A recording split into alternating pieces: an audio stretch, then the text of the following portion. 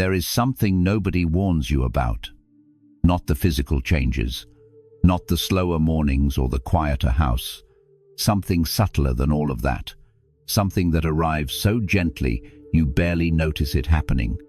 At some point after 60, your sense of inner stability begins to depend on a phone that does not ring often enough. On children who have their own lives now, full and busy and slightly out of reach. On being needed in ways that quietly become less frequent. And without realizing it, you begin measuring your worth against someone else's availability. That is the instability nobody names. Today, we are going to name it. We are going to sit with it honestly, without rushing toward comfort. Because real peace does not come from looking away. It comes from looking directly.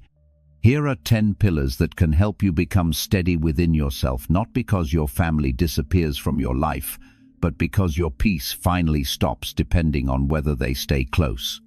Stay until the end. There is something waiting for you there that may reframe everything. 1. When the roles fade, you meet something older than all of them. Think about who you were at 40. The provider. The one who fixed things. The parent who was called when something went wrong. The person at the center of other people's needs. There is a particular kind of quiet dignity in being useful to the people you love, and there is nothing wrong with having worn those roles with pride.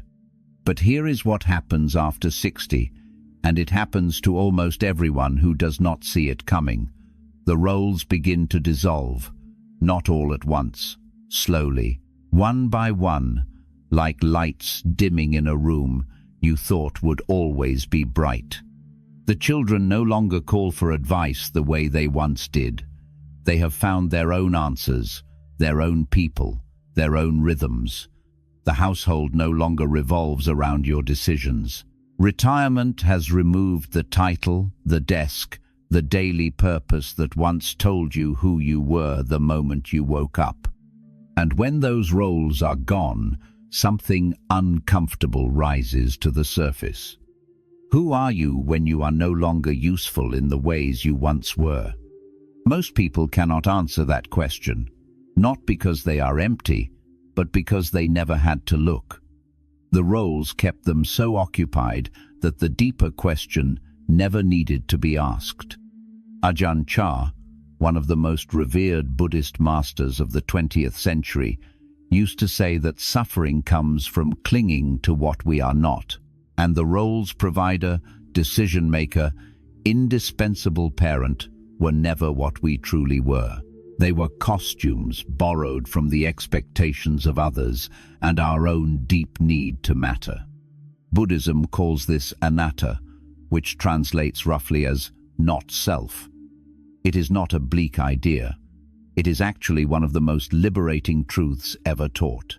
It means that beneath every role you have ever played, beneath every title and function and identity you have carried through your life, there is something that was never any of those things.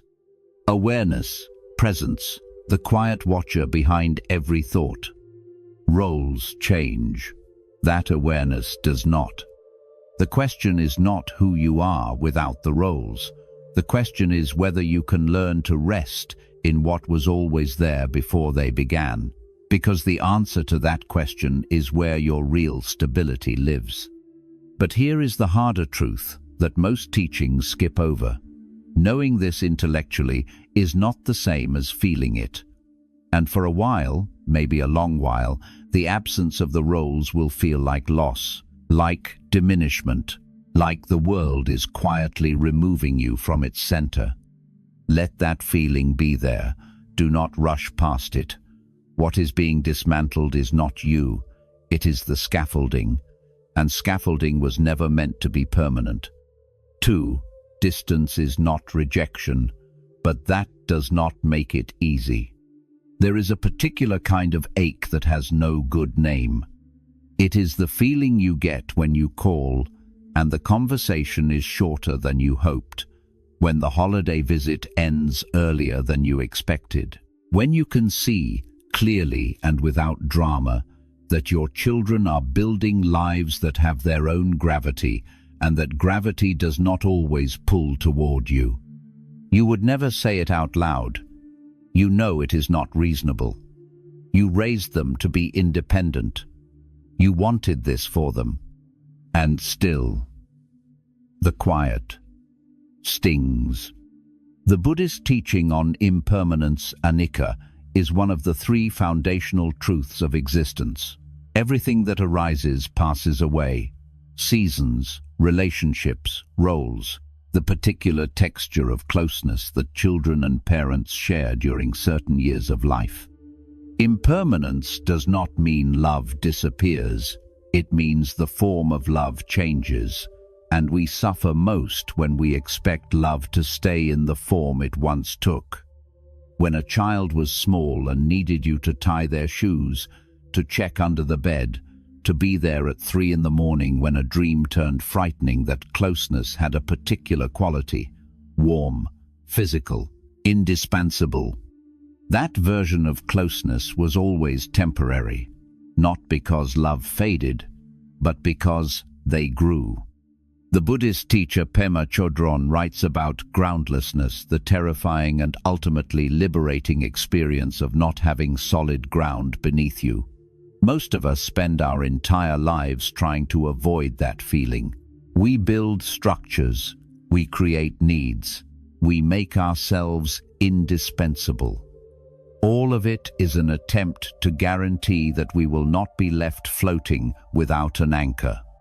But the anchor was always inside. Suffering does not come from distance. It comes from the story we tell about what distance means. It means, I am less loved. It means, I have lost my place. It means I am being replaced by something newer and more relevant. Those stories are not the truth. They are the mind interpreting impermanence as betrayal. The practice here is not to feel nothing. The practice is to feel the ache honestly and then ask a different question. Not, why have they moved away from me? But, who am I when I am not the center of someone else's orbit? That is the question this lesson leaves with you, not answered yet, just held. 3. Stop firing the second arrow at yourself. The Buddha once asked a group of monks a simple question. If a person is struck by an arrow, is it painful? Yes, of course. And if that same person is then struck by a second arrow in exactly the same spot, is it more painful? Obviously. Unbearably so. The first arrow, the Buddha said, is whatever happens to us. The loss, the loneliness, the silence of a phone that does not ring, the ache of feeling less needed. These things are real. They are not imaginary. They are the first arrow. The second arrow is what we do to ourselves afterward. I should not feel this way. I am too sensitive. I raised them to be independent, and now I resent the very independence I gave them. Something must be wrong with me. Other people my age handle this better. I am becoming a burden in my own mind. That is the second arrow, and it lands in the same wound every time. Here is what I want you to notice. Most people after 60 who struggle with emotional dependence on family are not suffering primarily from loneliness. They are suffering from their judgment of their own loneliness. The first arrow hurts. The second arrow is what makes it unbearable. Gerontologists, researchers who study the psychology of aging, have found that what predicts mental well-being in later life is not the absence of difficult emotions. It is what people do with those emotions. Those who can feel grief, loneliness, or fear without immediately attacking themselves for having those feelings tend to recover their equilibrium faster. They bend. They do not break. Buddhism calls this self-compassion, and it is not the soft, slightly saccharine thing it sounds like. It is actually a rigorous practice. It means treating your own pain with the same quiet steadiness you would offer a friend who came to you suffering. You would not tell a friend who missed their children, "You should not feel that way, you are being ridiculous." You would sit with them. You would say, "This is hard. You are not wrong for feeling it. You deserve that same sitting with." The first arrow is not within your control. The second one always is. Not always easy to stop, but always a choice. And every time you catch yourself about to fire that second arrow, you have an opening. Not to be fixed, just to be a little more honest, a little more patient with your own humanity. The question this lesson leaves open: where are you still attacking yourself for feelings that are simply the natural response to a life in transition? 4. What you cannot rewrite, you can renegotiate. At 60, memory has a different quality than it did at 30. At 30, you were too busy building the future to spend much time with the past. At 60, the future has a different shape, and the past tends to get louder.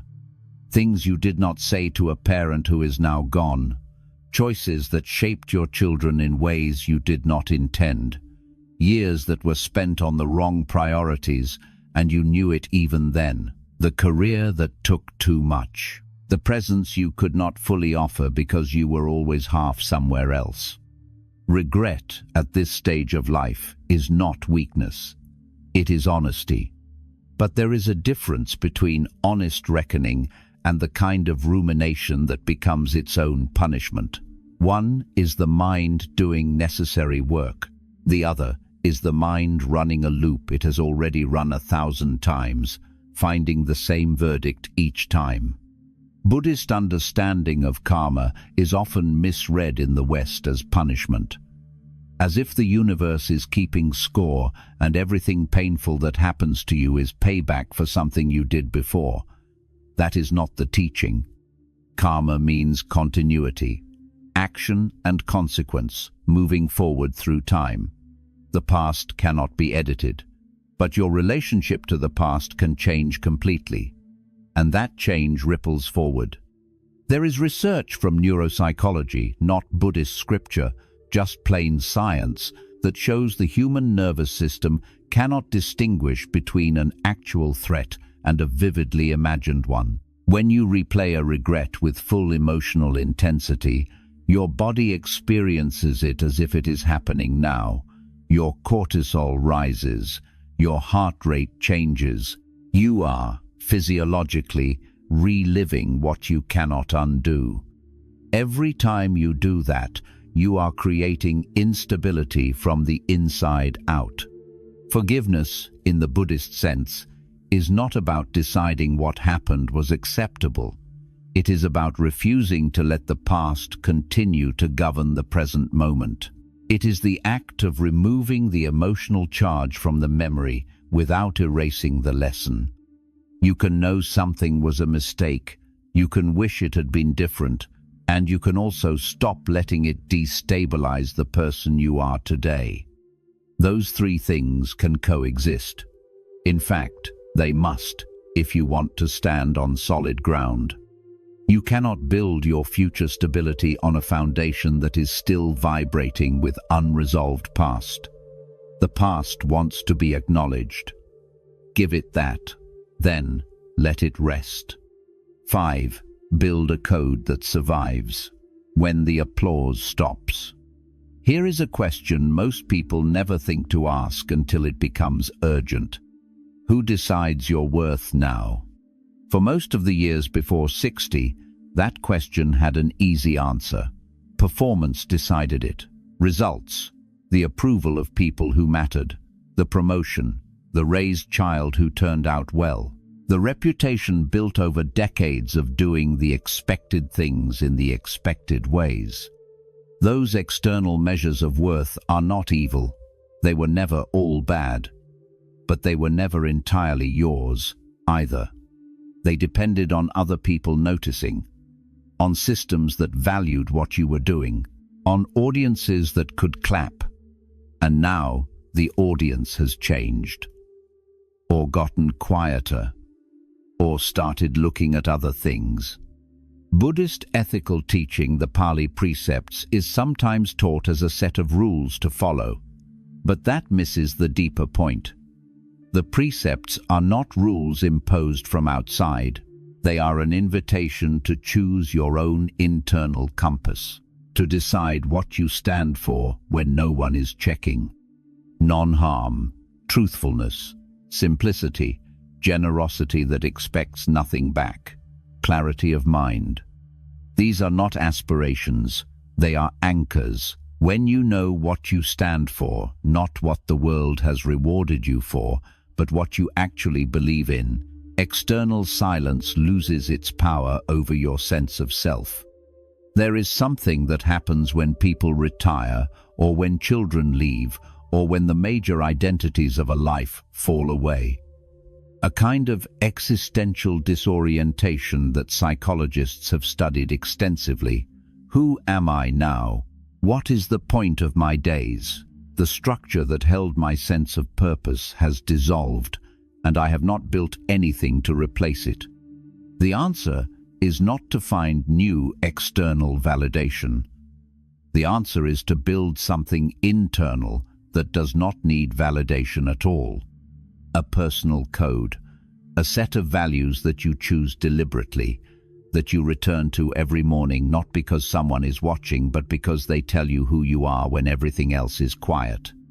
Dignity, in the end, is not something given, it is something chosen, and it can be chosen at any age. The question this lesson opens: what would your code look like if you wrote it now without consulting anyone else?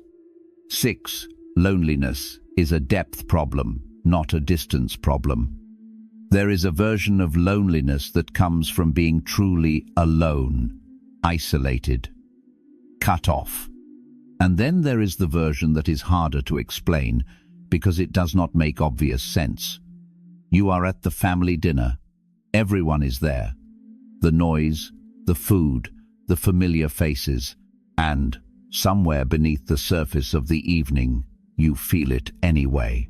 A quiet invisibility, a sense that the conversation is happening slightly to one side of you, and no one quite looks at you the way they used to. The gerontology research is unambiguous on this distinction. Loneliness is not the same as social isolation. You can be surrounded by people and be profoundly lonely. You can live alone and feel genuinely connected to life. The difference is not quantity, it is depth. When we depend on family for our emotional regulation, for the daily reassurance that we matter, that we are seen, that we still have a role, we put a kind of pressure on those relationships that they were not designed to bear. And paradoxically, that pressure creates more distance. People can feel when they are needed for the wrong reasons. They begin to find reasons to stay slightly at arm's length. Not because they do not love you, but because the weight of being someone's entire emotional foundation is too much. The Buddhist teaching on interdependence, which is sometimes called interbeing, is subtle here. It does not mean we should not need each other. It means that genuine connection requires two whole people, not one person filling themselves up by using another person as a vessel. Real depth in relationship comes from curiosity, not from need, from interest in another person's inner world, not from anxiety about whether they are paying enough attention to yours. The shift is this: from waiting to be included, to becoming someone who creates warmth without needing it returned in any particular form. That shift is not small. It takes practice. It requires you to become interested in other people when you would rather be folded inward, grieving for what you feel you have lost. But on the other side of that practice is something remarkable.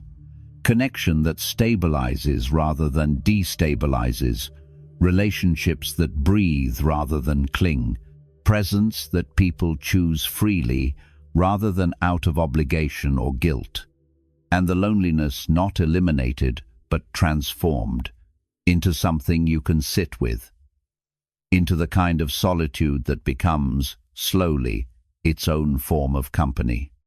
7. Your body is not betraying you, it is teaching you. There is a particular humiliation in physical decline that nobody quite prepares you for. It is not just the inconvenience, it is the confrontation with what the body is doing to your sense of control. The things that were automatic for 50 years now require attention, compensation, adjustment. The body that once felt like a reliable vehicle has started to assert its own needs, its own limits, its own schedule. And underneath that, if you look honestly, there is often something that feels like betrayal. As if the body made a promise it is now breaking. As if physical decline is a personal failure rather than an impersonal biological process. Lewis Richmond, a Buddhist teacher and the author of Aging as a Spiritual Practice, writes about what he calls the lightning strike, that moment, usually unexpected, when a person first realizes in the body, not just the mind, that they are aging.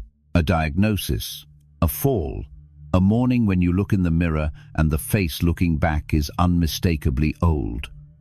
Whatever the lightning strike is, it changes something.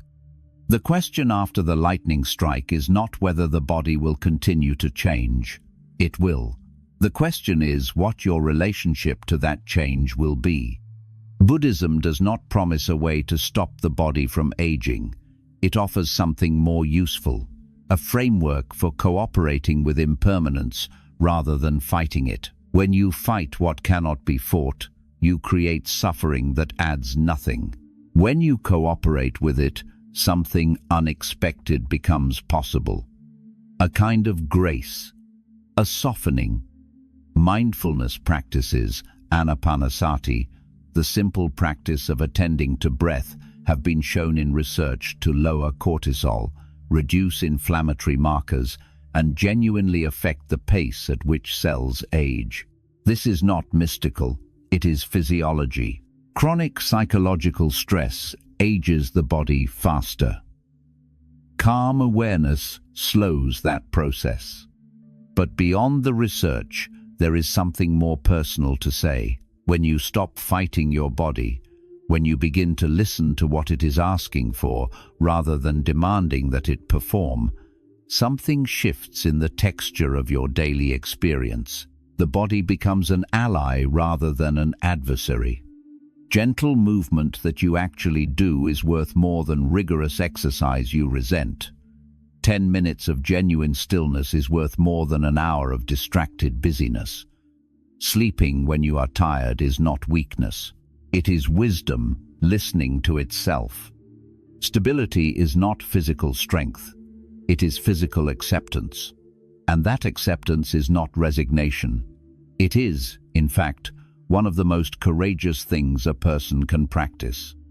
8. Rhythm is not routine. It is the skeleton of a stable day.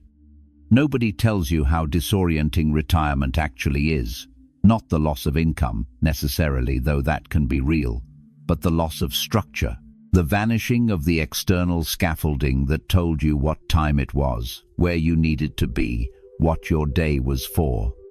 When that structure disappears, the mind does something predictable. Without anchors, it drifts. And a drifting mind becomes a mind that ruminates, that loops, that circles back to the same worries, the same regrets, the same inventory of things that have changed or been lost. The Buddhist concept of right effort, samavayama, is often translated in ways that make it sound like a performance standard. But Ajahn Chah's teaching on this is more nuanced. Right effort, in his framing, is the practice of steady tending, not striving, not forcing, not collapsing. Just the consistent, quiet attention to the conditions that allow peace to grow. Structure does that. Not the rigid, punishing structure of a corporate schedule, but the gentle rhythm of a day that has shape. Wake with some intention behind it. Move the body, even briefly, in a way that reminds it of its own vitality. Sit in silence for a few minutes, not meditating perfectly, just being still enough to notice what is actually present. Eat with some attention. Create something, even something small. Connect with someone, or with nature, or with your own inner life through writing or prayer, or whatever practice holds meaning for you. These are not tasks to check off. They are the bones of a day that knows what it is doing. The research on aging and cognitive health is consistent. Structure predicts stability, not because structure is exciting, but because predictability, knowing roughly what the shape of your day will be, reduces the background noise of anxiety that accumulates in an unanchored life. This is not about productivity. It is not about being busy. It is about giving the mind a home to return to, a rhythm it can trust. When the rhythm is there, the emotional turbulence of an unanswered call or an unscheduled afternoon has less power. The day has its own backbone, and you, by extension, have yours. 9. Financial clarity is not greed. It is the ground beneath your dignity. There is a particular kind of anxiety that lives in the body rather than the mind. Not the sharp, dramatic fear of a specific threat. The low, chronic hum of financial uncertainty. Not knowing exactly what you have. Not knowing whether it will be enough. Not knowing what happens if the unexpected arrives, as it always does. That anxiety is not weakness. It is information. It is the nervous system's reasonable response to genuinely unclear territory. And it destabilizes everything around it. The quality of sleep, the ease of relationships, the capacity to be present in a conversation without the hum running underneath it. Financial fog is not a separate problem. It is a source of ambient suffering that touches every other area of life. Buddhist teaching on desire is sometimes used to suggest that wanting security is itself a form of attachment to be released. But this misreads the teaching. The Buddha distinguished between craving, which is the restless, insatiable hunger for more, and the basic understanding of what one has and what one needs. That understanding is not greed. It is clarity. And clarity is the foundation of peace. Knowing what you have does not mean you need to have more. It means you can stop the constant low-level calculation that happens when the numbers are unclear. It means you can make decisions from a place of genuine awareness rather than vague dread. There is no shame in sitting down with a trusted person, if needed, with your own patience, if not, and making the numbers visible. What do you have? What do you need each month? What are the realistic scenarios for the years ahead? What preparations would reduce the uncertainty most effectively? These questions are not morbid. They are responsible. And the act of asking them honestly reduces anxiety more than almost any other single action. When money is unclear, dependence increases. On family, on hope, on the vague assumption that things will work out somehow. When resources are understood, a different kind of confidence becomes possible. Not arrogance, not certainty, but the quiet knowing of someone who has looked at the terrain honestly and prepared for what they could prepare for. Dignity requires that kind of groundedness, not wealth, not luxury, just clarity. 10. When you accept the ending, the living becomes lighter. Here is the thing about mortality. It is not the darkness most people believe it to be. The darkness is in the avoidance. There is a particular kind of unnamed anxiety that many people carry in the later decades of life. Not quite depression, not quite despair, a low-level unease that sharpens sometimes in the middle of the night and then recedes in the morning, unexamined. The mind knows something that it refuses to sit with directly, and so it circles. It worries about other things. It attaches to smaller fears as proxies for the larger one it cannot bring itself to name. The fear of ending. Buddhist practice does not try to make death comfortable by pretending it is something else. It confronts impermanence directly. The contemplation of mortality maranasati in the Pali tradition is not a morbid exercise. Teachers who practice it consistently describe the same experience, not despair, relief, a kind of softening. When you accept that this life is finite, something remarkable happens to how you spend the time that remains. You stop waiting for conditions to be perfect before you forgive someone. You stop deferring the conversation that needs to happen. You simplify. Not because you have given up, but because the unnecessary has become obviously unnecessary. The research on death anxiety in older adults is striking. Those who had explicitly engaged with their own mortality through conversation, through writing, through contemplative practice, reported significantly lower levels of anxiety overall, not because the engagement had solved anything, but because it had removed the enormous amount of energy being spent on avoidance. The philosopher Heidegger called this being toward death the capacity to hold one's own mortality as a genuine reality rather than an abstract far-off fact. He argued that this holding was not pessimism. It was the precondition for authentic living, for choosing what actually matters rather than defaulting to what is merely expected. Buddhism and existential philosophy, separated by 2,000 years and half the world, agree on this much. The acceptance of impermanence, including your own, is not the end of peace. It is the beginning. When fear of the ending softens, the grasping softens with it. The need to be indispensable, the need to be constantly included, the need for the phone to ring. Not because you no longer love the people in your life, but because you have stopped confusing their presence with your survival. And in that space, something quiet opens. Not emptiness, but room. Room to love more freely, to be grateful more easily, to move through the days with a lightness that has nothing to do with pretending things are fine. Things are impermanent. That is not a tragedy. That is just the nature of things. And you, this awareness, this presence that has been watching your entire life unfold from the inside, you are not less real for being temporary. The flame does not diminish because it will eventually go out. It burns more honestly. Closing, what true stability actually looks like.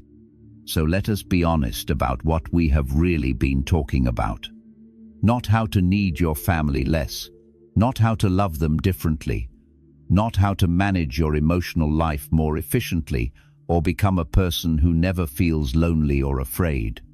What we have been talking about is the difference between borrowed stability and built stability. Borrowed stability is what most of us have lived on. It comes from other people's presence, from roles that confirm our usefulness, from the external structures that told us we were oriented correctly in the world. It works beautifully until it does not, until the children grow up and grow away, until retirement removes the structure, until the body changes, until the silence stretches out in ways it never used to. Built stability is different. It is slower to construct. It does not arrive all at once, but once it is there, it does not require the right phone call, the right visit, the right amount of being needed to hold its shape. Emotional regulation, clear values, a day with rhythm, a body you have stopped fighting, an honest relationship with your resources, and the willingness to face impermanence directly rather than circling it in the dark. These are not aspirations, they are practices, things you return to, imperfectly, again and again. And here is what I want to say directly, because I think it matters. You can love your family completely and still stop depending on them for your emotional foundation. These are not opposites. In fact, the less you need them to stabilize you, the more freely you can actually love them, because love offered freely is different from love offered from fear of being left behind. One nourishes, the other, over time, quietly exhausts everyone in the room.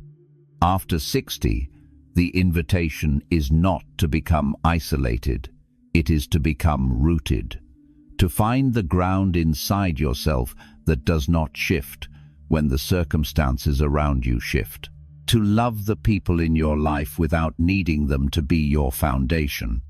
You are not less because your roles have changed. You are not invisible because the world has moved its attention elsewhere. You are not finished because you are no longer at the center.